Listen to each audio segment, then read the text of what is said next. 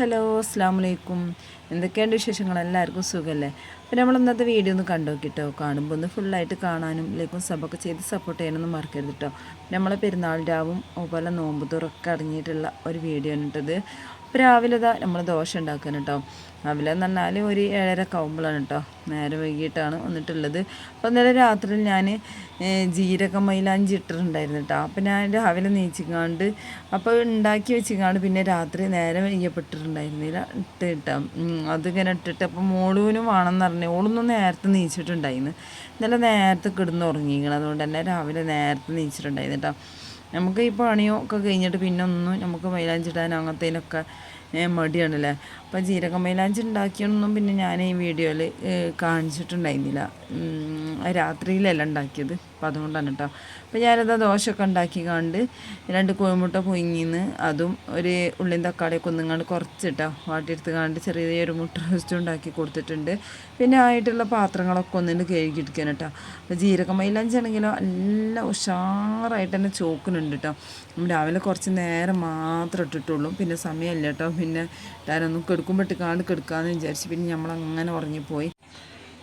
പാത്രം കഴുകാൻ എത്ര കഴുകിയാലും വീണ്ടും വീണ്ടും പാത്രം ഉണ്ടാവില്ലേ. പെണ്ണുങ്ങൾക്ക് ഏറെ ഉള്ളൊരു പണിയാണ് ഈ പാത്രം കഴുകുക എന്ന് പറഞ്ഞത്. അപ്പോൾ എന്തൊരു പണിയെടുത്താലും എവിടുന്നാണാവും പാത്രം ഇത്രയും പരകണമെന്ന് അറിയില്ല. അത്രയ്ക്ക് പാത്രങ്ങളുണ്ടാവും. ഇടയ്ക്കിടയ്ക്ക് കഴുകൽ തന്നെയാണ് ഈ കാലം പണിയില്ലേ. പിന്നെ നമ്മൾ പാത്രം കഴുകലൊക്കെ കഴിഞ്ഞാണ്ട് തീയൊന്ന് പിടിപ്പിക്കുകയാണ് കേട്ടോ. കാരണം കുറച്ച് ചോറ് വെക്കണുള്ളൂ, എന്നാലും അടുപ്പത്ത് വെക്കാമെന്ന് വിചാരിച്ച്. വേവുള്ള അരിയാണ് കേട്ടോ ഉള്ളത്. റേഷൻ കടയത്തെ അരി തീർന്നിട്ടുണ്ടായിരുന്നു. അപ്പോൾ ഞാൻ ഇതിൽ തന്നെ അടുപ്പത്ത് തന്നെ വെക്കാമെന്ന് വിചാരിച്ച്. അപ്പോൾ ഈ അടുപ്പത്ത് തന്നെ ഇനി ചേനയും കുമ്പളനും കറിയും ഒക്കെ റെഡിയാക്കി എടുക്കാമെന്നൊക്കെ കേട്ടോ കരുതിയിരുന്നത്. പക്ഷേ ഞാൻ പിന്നെ മടിച്ച് പിന്നെ ഗ്യാസുമ്മ കണ്ട് ചേനയും കുമ്പളനും കുക്കറിൽ ഇട്ട് കൊടുക്കാമെന്ന്. അതാവുമ്പോൾ പെട്ടെന്ന് തന്നെ നമുക്ക് ഉണ്ടായി കിട്ടുമല്ലോ. അങ്ങനെ പിന്നെ ഞാൻ വെള്ളമൊക്കെ വെച്ചിക്കാണ്ട് മുറ്റടിക്കാൻ പോയിട്ടുണ്ടായിരുന്നു. അപ്പോൾ മുറ്റത്ത് വല്ലാതെ ചപ്പൊന്നുമില്ല, എന്നാലും അത്യാവശ്യത്തിന് ഉണ്ടേനു കേട്ടോ. അങ്ങനെ ഈ ഒരു ഭാഗത്ത് നന്നായിട്ട് ഇങ്ങനെ കൊയ്യുണ്ട്. അപ്പോൾ അതൊക്കെ ഒന്നുണ്ട് അടിച്ചെടുക്കുകയാണ്. ഈ കുറച്ച് മാത്രമല്ല ഉണ്ടെന്നുണ്ടെങ്കിൽ ഞാനിങ്ങനെ കൈ കൊണ്ട് ഇങ്ങനെ പെറുക്കിട്ടു കേട്ടോ. അപ്പോൾ എന്നാലും ഒരു സമാധാനം കിട്ടൂല. അടിച്ചൊരിയ മാത്രമായിട്ട് നമുക്ക് ആ ഒരു വൃത്തി കിട്ടുള്ളൂ.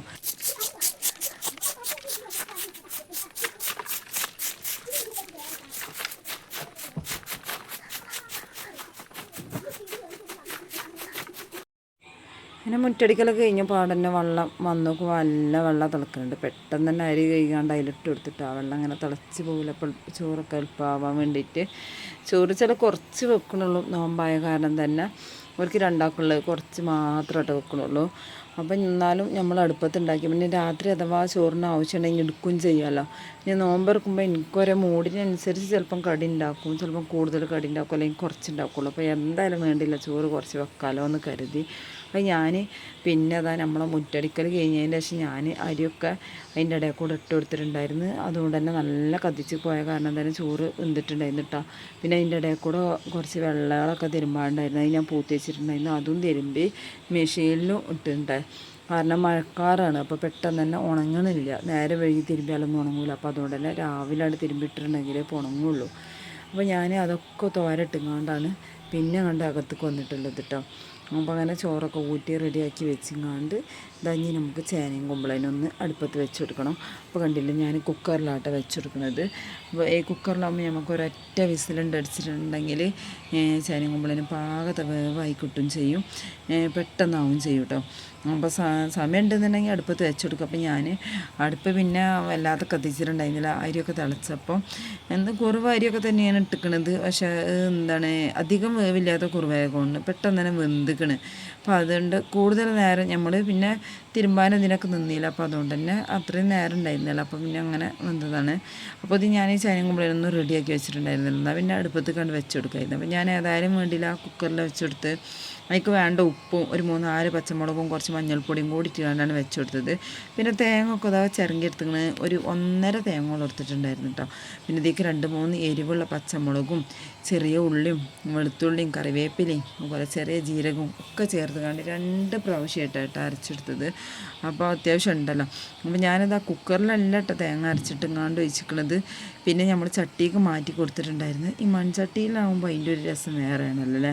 പുളിങ്കറിയൊക്കെ അപ്പോൾ എനിക്ക് അടുപ്പത്ത് അടുപ്പത്ത് വെക്കുന്നതാണ് കേട്ടോ തിരുപ്പതി. പക്ഷെ ഒന്ന് അടുപ്പ് ഞാൻ ഇനി ഒന്നും കത്തിച്ചെടുത്തിട്ട് ഇനി ഇങ്ങനെ നേരം വൈകിയാൽ പിന്നെ നമുക്ക് നോമ്പുമില്ല. അപ്പോൾ അതുകൊണ്ട് എളുപ്പമായിക്കോട്ടെ എന്ന് വിചാരിച്ചിട്ട് ഗ്യാസുമ്പോൾ തന്നെ വെച്ച് കൊടുത്തതാണ്.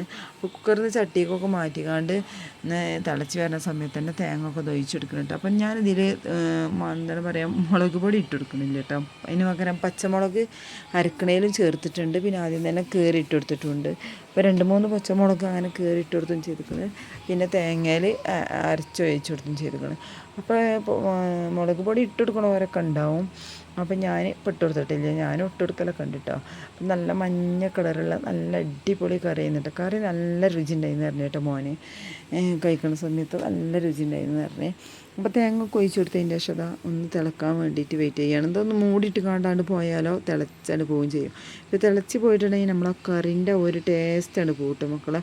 അപ്പോൾ അതുകൊണ്ട് തന്നെ ഇതിങ്ങനെ കണ്ടില്ലേ, തിളങ്ങനെ വരുന്ന സമയത്ത് നല്ല തിളച്ചിന് വന്നപ്പോൾ ഞാൻ ആ കറിവേപ്പില ഇട്ട് കൊടുത്ത് ഒന്നും കണ്ട് ഇളക്കി കൊടുത്തപ്പോൾ തിള അവിടെ ആണ് നിന്നിട്ടോ. അങ്ങനെ നമ്മൾ ഇളക്കി കൊടുത്തിട്ടുണ്ടെങ്കിൽ ആ തിളക്കലവിടെ നിൽക്കൂലേ. അപ്പോൾ അതുകൊണ്ട് തന്നെ പിന്നെ ഒന്നും ഇങ്ങനെ വെയിറ്റ് ചെയ്ത് കണ്ടില്ലേ, അങ്ങനെ ഒരു ഭാഗം ഇങ്ങനെ തിള വരഞ്ഞ്. അപ്പോൾ ഞാൻ കണ്ടില്ല, ഒന്നും കണ്ട് ഇളക്കി കൊടുത്താൽ തിള അവിടെ നിൽക്കും കേട്ടോ. എന്നാലും വല്ലാതെ ഇങ്ങോട്ട് തിളച്ച് ഇങ്ങോട്ട് ഇതാവരുത് കേട്ടോ. കറി അത്യാവശ്യം ഒന്നും ഇങ്ങോട്ട് തിളച്ചാൽ മതി. അപ്പോൾ കറിൻ്റെ ഒരിത് പോവും. പിന്നെ ഇതിലേക്ക് ഞാൻ താളിപ്പ് ഒഴിച്ച് കൊടുക്കുകയാണ് കേട്ടോ. കുറച്ചധികം വെളിച്ചെണ്ണ ഒഴിച്ചിങ്ങാണ്ട് കടുക്കും അതുപോലെ കറിവേപ്പിലൊക്കെ ഇട്ട് കൊടുക്കുകയാണ്. അപ്പോൾ കറിവേപ്പില കഴുകിയ കാരണം വെള്ളമൊക്കെ ഉണ്ടായപ്പോൾ ഉണ്ടല്ലോ ഭയങ്കര ഒരു സൗണ്ട് കേട്ടോ.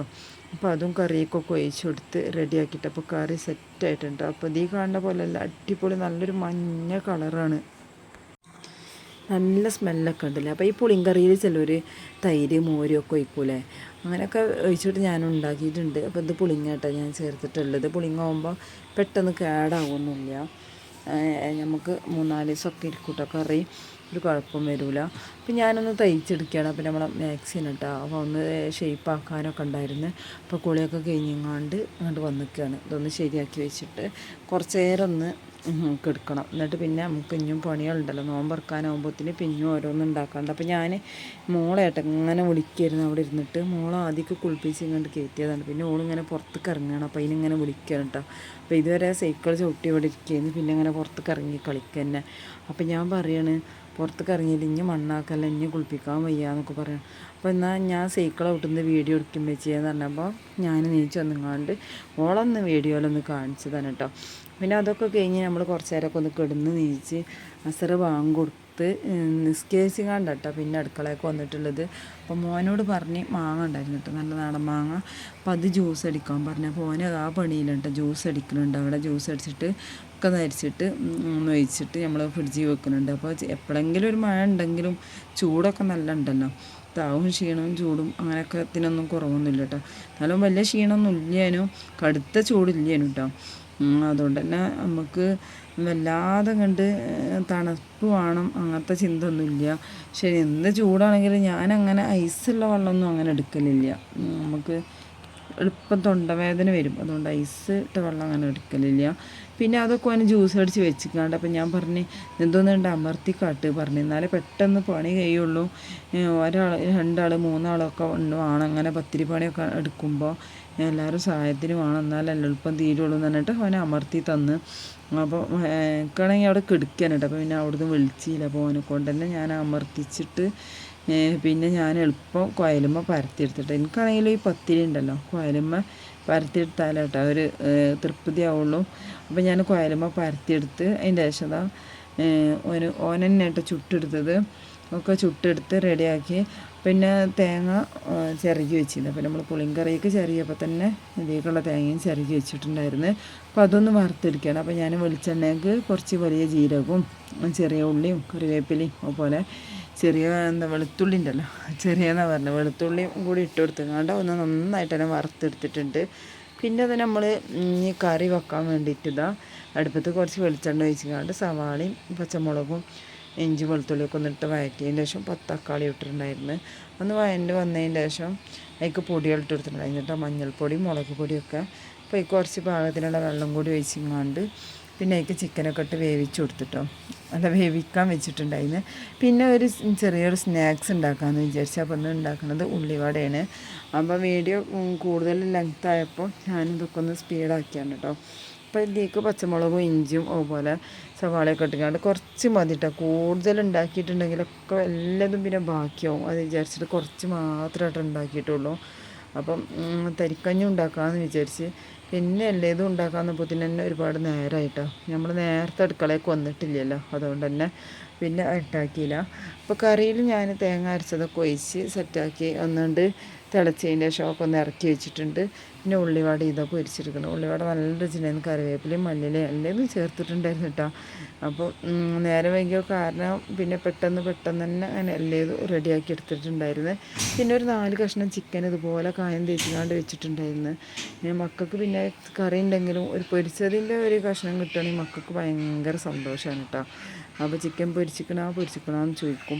അപ്പോൾ ഞാൻ പിന്നെ ഏതായാലും 4 കഷ്ണം പൊരിക്കാമെന്ന് വിചാരിച്ചിട്ട് അതൊന്ന് ചട്ടിയിട്ടെടുക്കാൻ കേട്ടോ. അപ്പോൾ ഞാൻ പൊരിച്ച ആ എണ്ണയിൽ തന്നെ ഇട്ട് കൊടുത്തത്. അപ്പോൾ ഞാൻ വെളിച്ചെണ്ണയിലാണ് ആ ഉള്ളിവട പൊരിച്ചത്. അപ്പോൾ ഈ തന്നെ ഞാൻ ചിക്കൻ പൊരിക്കുന്നതും കൂടി ഇട്ടെടുക്കാമെന്ന് വിചാരിച്ച്. ചിക്കൻ പൊരിച്ചത് അവർക്ക് കൂടുതലൊന്നും വേണ്ട, ഒരു ചെറിയ 2 കഷ്ണം കിട്ടിയാലും അവർക്ക് ഭയങ്കര സന്തോഷമാണ് കേട്ടോ. അതുണ്ടെന്നുണ്ടെങ്കിൽ പിന്നെ ചോറാണെങ്കിലും എന്താണെങ്കിലും കഴിക്കാനൊക്കെ ഇഷ്ടമാണ്. പിന്നെ അതാ ജ്യൂസൊക്കെ ഞാൻ എടുത്തിട്ടുണ്ട് കേട്ടോ. ഫ്രിഡ്ജിൽ കുറച്ച് നേരം വെച്ചിട്ടുള്ളായിരുന്നു. അപ്പോൾ ചെറുതായിട്ടുള്ള തണുപ്പൊക്കെ ഉണ്ട് കേട്ടോ. അപ്പോൾ അതൊക്കെ ഉണ്ട് എടുത്താണ്. പിന്നെ മോള് ഇതാ വീഡിയോ എടുക്കുകയെന്ന് കണ്ടപ്പോൾ ഒന്നൊക്കെ അവിടെ നിന്ന് ചാടിക്കളിക്കുന്നുണ്ടായിരുന്നു. ഇപ്പോൾ ജ്യൂസും എല്ലേതും എടുത്ത് എല്ലേതൊന്നും അറിയണമെന്നില്ല കേട്ടോ. വേറെ ഫ്രൂട്ട്സോ ഒന്നുമില്ല. അപ്പോൾ വേണമെന്നൊക്കെ ചോദിച്ചിട്ടുണ്ടായിരുന്നു കേട്ടോ. നോമ്പറക്കാനാകുമ്പോഴത്തേന് ഇത് വേണമെന്നൊക്കെ ചോദിച്ചപ്പോൾ ഒന്നും വേണ്ട, ഇനിയിപ്പോൾ പത്തിരിയൊക്കെ കഴിക്കാമല്ലോ, അത് മതി എന്ന് പറഞ്ഞാണ്. പിന്നെ നമുക്കൊരു സിമ്പിളായിട്ടുള്ളൊരു നോമ്പ് തുറ കേട്ടോ. നോമ്പ് തുറ എന്ന് പറഞ്ഞാൽ ഇപ്പം നമ്മൾ റമദാനക്കൊക്കെ ആണെങ്കിൽ എല്ലേതും ഒരുക്കുമല്ലോ. അത് പിന്നെ എല്ലാവർക്കും നോമ്പില്ലല്ലോ. അപ്പോൾ അതുകൊണ്ട് തന്നെ ഞാൻ ഇത് മതിയെന്ന് വിചാരിച്ച് ഞങ്ങൾ ആ ജ്യൂസും ഉള്ളിവടയൊക്കെ കഴിച്ചിട്ടോ. വെള്ളവും ഈത്തപ്പഴം ഉണ്ടായിരുന്നു, അത് കഴിച്ച് നിസ്കാരം കഴിഞ്ഞ് വന്നതിൻ്റെ ശേഷം പിന്നെ ചായ കുടിക്കാൻ നിൽക്കുകയാണ്. അപ്പോൾ അത് കറിയൊക്കെ നല്ല സെറ്റായിട്ടിട്ട് അപ്പോൾ നമ്മളപ്പോൾ ഉപ്പൊന്നും നോക്കിയിട്ടില്ലല്ലോ, ഒരു സുമാറിലാണ്ട് ഇട്ട് കൊടുക്കുന്നില്ല. അപ്പോൾ ഞാനൊരു സുമാറിൽ തന്നെയാട്ടോ എപ്പോഴും ഇട്ട് കൊടുക്കുക. പക്ഷേ അതിലിങ്ങനെ കൂടുതൽ ഉപ്പ് നോക്കിയ മകരം നോക്കിയ പുളി നോക്കിയ അങ്ങനത്തെ ഒരു പഠിപ്പില്ല എനിക്ക്. എന്താണോ കറി ഉണ്ടാക്കുന്നത് അതിങ്ങനെ ഒരു സുമാറിലാണ്ട് ഇട്ട് കൊടുക്കും. അതിൻ്റെ ഇടയിൽ ഇങ്ങനെ ഉപ്പ് നോക്കണ അവർ തന്നെയല്ല. അത് സുമാറിലിട്ട ഒരു പാകമായി കിട്ടലുണ്ടിട്ട് എന്നും അത് ഏറെല്ലോ കുറയലൊന്നും ഇല്ല. പക്ഷെ കുറഞ്ഞാലും പ്രശ്നമൊന്നുമില്ല. അതിലേക്ക് ലേശം കൂടി നമുക്ക് ഇട്ട് കൊടുത്താൽ മതി. അപ്പോൾ കറിയൊക്കെ നല്ല സെറ്റായിട്ടുണ്ട്. തൊട്ട് കൂട്ടിയപ്പോഴൊക്കെ ഉപ്പൊക്കെ നല്ല പാകമാണ് കേട്ടോ, നല്ല രുചി ഉണ്ടായിരുന്നു. അപ്പം ഇനി പൊറോട്ട വേണം മക്കൾക്ക്, രണ്ടെണ്ണെങ്കിലും വാങ്ങണമെന്നൊക്കെ ചോദിച്ചിരുന്നു. അപ്പം പറഞ്ഞു പൊറോട്ടയും വേണ്ട, ഈ പത്തിരി മതി, രാവിലത്തെ ദോശയുണ്ട് ഇരിക്കണ്, ഇതൊക്കെ മതി. പിന്നെ ഇനി ചോറ് വെച്ചതും അത് ബാക്കി, ഇനി വേണമെന്നുണ്ടെങ്കിൽ അതൊക്കെ കഴിക്കാം എന്ന് പറഞ്ഞാണ്ട് ഞങ്ങളിങ്ങനെ ചായ അടിക്കണം. പിന്നെ മോളിങ്ങനെ കരയണ എന്തിനാണെന്നറിയോ, ലേസിനായിരുന്നു കേട്ടോ. അപ്പോൾ ലേസ് ഇതാ വാങ്ങിക്കൊടുന്നിട്ട് പിന്നെ ഓളെന്തിനൊക്കെ വാശി പിടിച്ചിട്ട് അപ്പം വേണ്ട ചായ വേണ്ട എന്നൊക്കെ പറഞ്ഞിട്ട് കരയാണ് കേട്ടോ. ഓൾക്ക് ലേസ് മുട്ടായി അങ്ങനെ എന്തെങ്കിലുമൊക്കെ കിട്ടിയാലും മതി. അപ്പോൾ ഇക്കാണെങ്കിൽ അങ്ങനത്തൊന്നും അങ്ങനെ വാങ്ങിക്കൊടുക്കൂല, കേടാണ് എന്നൊക്കെ പറഞ്ഞിട്ട്. പിന്നെ ഓളിന്ന് രാവിലെ നേരത്തെ നീച്ച കാരണം തന്നെ വേറെ ഫുഡൊന്നും കഴിക്കാതെ തന്നെ ഇന്നിട്ട് അയാൾ ഉറങ്ങിയിട്ടുണ്ടായിരുന്നത്. അപ്പോൾ പത്തിരിൻ്റെ അപ്പോൾ ഞാൻ ചീത്ത പറഞ്ഞിട്ടും അടിച്ചിട്ടൊക്കെ ആയിട്ട് 2 പ്രാവശ്യമായിട്ട് ഓൾ ആകെ വായ തുറന്നത് ആ തിന്നത് തന്നെ. അങ്ങനെ പിന്നെ ഓൾ എളുപ്പം കിടന്ന് ഉറങ്ങുകയായിരുന്നു. അപ്പം ഞാൻ എളുപ്പം കൈമ മൈലാഞ്ചിയൊക്കെ ഇട്ട് കൊടുത്ത് ഓൾക്ക്, എന്നിട്ട് പിന്നെ ഓൾ ഉറങ്ങിയിട്ടോ. അപ്പോൾ ഞങ്ങളെല്ലാവരും കൂടി ഇനി ചായയൊക്കെ കുടിക്കുകയാണ്. അപ്പോൾ പാൽ ചായയും ഇതൊക്കെ ഉണ്ടാക്കി. അപ്പോൾ ഈ നോമ്പറക്കുമ്പോൾ ഇവിടെ ഏറ്റവും ഇഷ്ടം ഈ പത്തിരി കറിയൊക്കെ തന്നെ കേട്ടോ. അപ്പോൾ ഈ ഭൂരി അങ്ങനെ എല്ലാവരും ഇഷ്ടമല്ല, വേറെ അതാണ് പത്തിരി ഉണ്ടാക്കുന്നത് കേട്ടോ. കൂടുതലിഷ്ടം പത്തിരിയാണ്. ഇന്നത്തെ വീഡിയോ ഇത്രയുള്ളൂ. ഇൻഷാ അല്ലാഹ് അടുത്ത വീഡിയോയിൽ കാണാം. എല്ലാ കൂട്ടുകാർക്കും അസ്സലാമു അലൈക്കും.